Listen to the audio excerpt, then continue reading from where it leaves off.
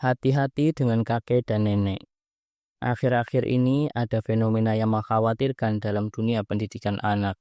Bapak ibu sibuk berkarir dan menjadi aktivis publik. Dan anak-anak dititipkan kepada kakek dan nenek. Inilah sumber permasalahannya. Naluri kakek dan nenek adalah sangat sayang kepada cucu, melebihi sayangnya kepada anak-anaknya sendiri. Sehingga apapun yang dimau cucu akan dituruti.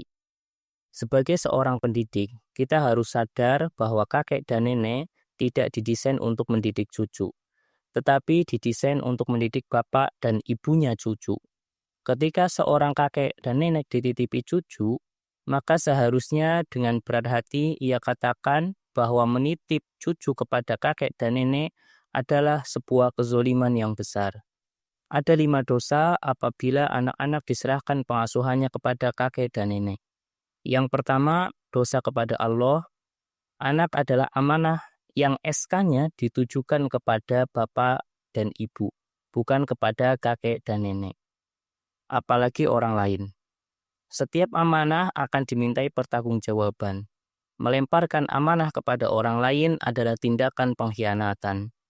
Khianat merupakan salah satu sifat orang munafik. Betapa tidak munafik seseorang di satu sisi merengek-rengek minta anak, sementara setelah diberi anak ia tidak bertanggung jawab. Yang kedua, dosa kepada orang tua.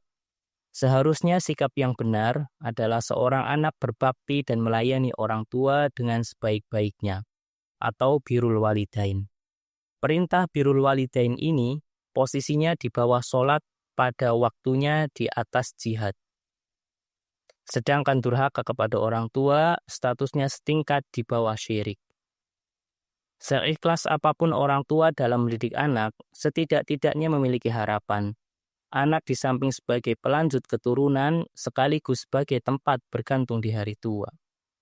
Betapa besar dosa seorang anak, sudah tidak bisa berbakti, justru malah menitipkan anak kepada orang tuanya. Seikhlas apapun kakek dan nenek mengasuh cucu, pasti ada saat-saat tertentu merasa keberatan, kerepotan, bahkan kejengkelan dengan cucunya. Apalagi jika sampai kakek dan nenek sibuk dengan cucunya sampai lupa untuk menyiapkan akhiratnya. Yang ketiga, dosa kepada diri sendiri. Anak adalah sebuah kenikmatan, bahkan kenikmatan yang paling tinggi nilainya, setelah nikmat iman dan Islam. Saat-saat indah hidup bersama anak sebenarnya hanya ada pada 3 momentum, yaitu mengandung, menyusui, dan menimang. Semakin besar, lama-lama kenikmatan akan berkurang, bahkan bisa hilang berganti menggemaskan, mencemaskan, memusingkan, bahkan menggelisahkan. Apalagi jika nanti anak sudah berkeluarga, pasangan dan anaknya akan lebih dicintai daripada kedua orang tuanya. Jadi, menyerahkan anak sewaktu kecil kepada orang lain pada dasarnya menganiaya diri sendiri. Yang keempat, dosa kepada anak. Anak kita berhak dididik dengan sebaik-baiknya dengan menerapkan 5 sikap terpadu dalam mendidik anak, yaitu pinter, kendel, tegel, prigel, dan supel. Umumnya kakek nenek itu kehilangan sifat kendel dan tegel ketika berhadapan dengan cucu.